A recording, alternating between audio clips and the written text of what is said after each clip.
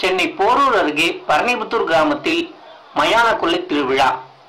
காளி வேடம் தரித்து ஆட்டு ரத்தம் குடித்து சுடுகாட்டில் ஆக்ரோஷ நடனம். சென்னை போரூர் அடுத்த பரணிபுத்தூர் கிராமத்தில் ஸ்ரீ காளிகாம்பாள் ஆலயத்தில் 10ஆம் ஆண்டு மயான கொள்ளை திருவிழா நடைபெற்றது.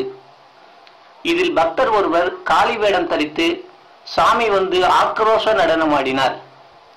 அதைத் தொடர்ந்து காளிக்கு காவு என்ற பெயரில் ஆடு வழங்கப்பட்டது. அந்த ஆட்டினை காளி வேடம் தரித்து ஆடிய பக்தர் பற்களால் கடித்து இரத்தத்தை உறிஞ்சி குடித்தார். இதனை காண 1000க்கும் மேற்பட்ட பக்தர்கள் ஆலயத்தில் குவிந்தனர். அதனைத் தொடர்ந்து கலர் விளக்குகளாலும் வண்ண பூக்களால் அலங்கரிக்கப்பட்டு பட்டுப்புடவை உடுத்தி கையில் சூளம் ஏந்தியபடி காளிகாம்பாள் திருவீதி உலா பம்பை உடுக்கை தாரட்டப்பட்டை முழங்க தொடங்கியது.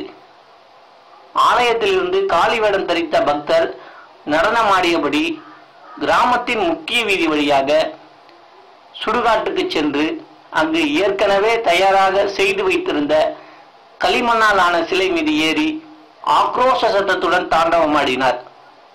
பின்னர் சூளாலயத்தால் களிமண் உருவத்தை உடைத்து எரிந்து தாண்டவமாடினார்.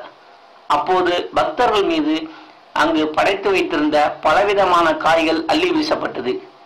அந்த காய்களை பக்தர்கள் போட்டி போட்டு அள்ளி சென்றனர். இதனால் நள்ளிரவு சமயத்தில் சுடுகாடு முழுவதுமே பக்தர்கள் கூட்டமாக காட்சியளித்தது. இந்த மயான கொள்ளை திருவிழா நிகழ்ச்சியினை ஆலய பூசாரி ஜெயராமன் சிறப்பான முறையில் ஏற்பாடு செய்திருந்தார்.